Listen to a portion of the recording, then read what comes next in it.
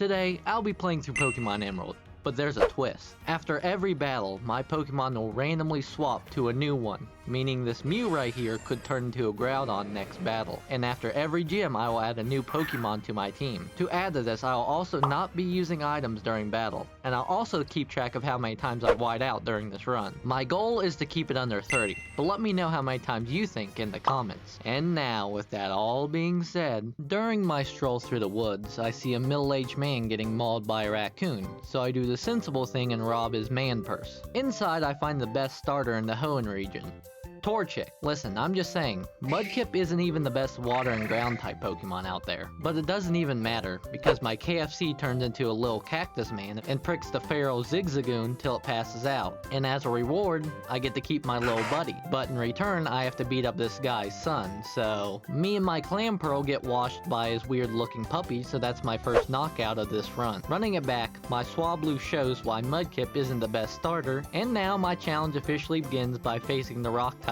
gym leader Roxanne. Luckily my Pokemon swaps to a water type, but unluckily my Barboach came with no water type moves. So that leads to my second KO of this run, and after running it back, I get a Farfetch'd, which if you don't know anything about Pokemon, he isn't really the best against rocks, but third time's a charm, is what I would have said if I hadn't got this Pidgey. So now with 4 whiteouts on the board, I finally get a super effective Pokemon with Seedot, and never mind, he only has Bide as an attack. So now on to attempt number 5, and at this point you can't make this shit up. Like, what the hell, I got another Pidgey after this? At least the next bird I got wasn't a flying type, it was a fire type, which is just as bad. But on my 8th attempt, I finally got a Smeargle with Bubble, and he manages to take out both of her Geodudes. But he kinda died to her nose pass, so on my 9th try, I pull up with the goat, coughing, and sweep all of Roxanne's rock types under the rug, and receive the stone badge. And with my whiteout total already looking like this, I realized that I might have underestimated this challenge. But hey, I can now add a new member to my team, and of course I name it after the savior of my last round. Speaking of saviors, my little cactus buddy comes back and helps me save Pico from this grunt. In return, the old guy takes me to the second gym. But before I can go, I'm challenged to a battle by Brendan. But it really wasn't a challenge thanks to the big man, and now I can face Brawly. Brawly sends out Machop and I send out a Bulbasaur that puts his Pokemon to sleep,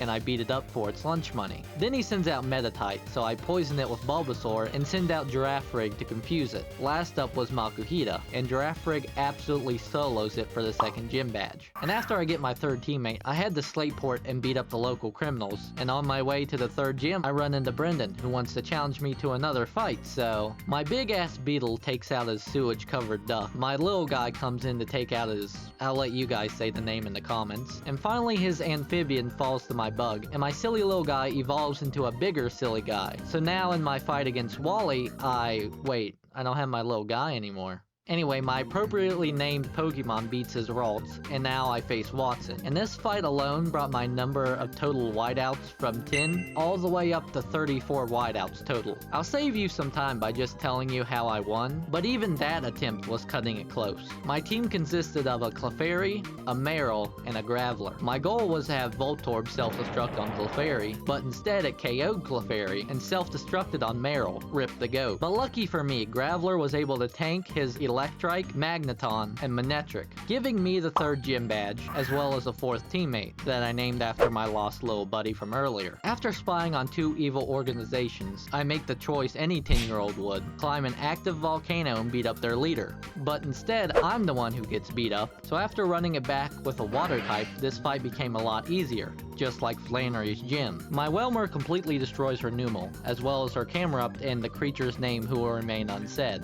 But my water type beast was no match for her flammable turtle, but I luckily had an Omnistar in my back pocket. And now, with a 5th teammate, I decide to go challenge Norman for my final one. Norman leads with his Spinda, and I lead with a Plusle, which isn't as bad as I thought it would be, because after 2 sparks, Spinda was out cold. His Vigoroth wasn't a match for my amphibious friend here, but his Lanoon was, so my Wishcast came out to land a critical magnitude 8, knocking it out. Then finally came his ace, Slacking. My Shroomish was so close to finishing the job by leech seeding and spamming Mega Drain, but ultimately my Regice had to come out and finish him off. Now with the 5th gym done, I have a full team of Pokemon, and with only 35 whiteouts on the board, and with the way the past 2 gyms were looking, I doubt I'll be having any more trouble. But before I could see if that was true, Brendan interrupts my progress for another battle. So, my obese cat monster thing one-shots his Lombre. My Nidorina beats his... Man, this game really wants me to say its name, doesn't it? Anyway, Snorlax obliterates his Amphibian, and now, with no other interruptions other than this Kecleon of course, I can now take on Winona. My first attempt was going great until her Skarmory came out and completely trashed my final 2 Pokemon. But the best way to fight fire is with fire. So I was lucky to get a Skarmory on my second attempt, as well as a Mewtwo. But the main focus here is the Skarmory. Mewtwo confuses her Swablu until she brings out her Tropius, in which Skarmory makes a mockery of. My genetically modified cat comes back out to KO her Pelipper. I didn't write any jokes here because Pelipper is the joke. Anyway, my Lobster cuts through her armored bird, and finally Mewtwo steals the show once again to KO her Altaria. Is what I would have said if Skarmory wasn't so clutch. And after receiving the 6th gym badge, I learned that the evil red man and the evil blue man stole the red and blue orbs. How fitting. And so, as a 10-year-old, I go and try to beat up this... Hold on.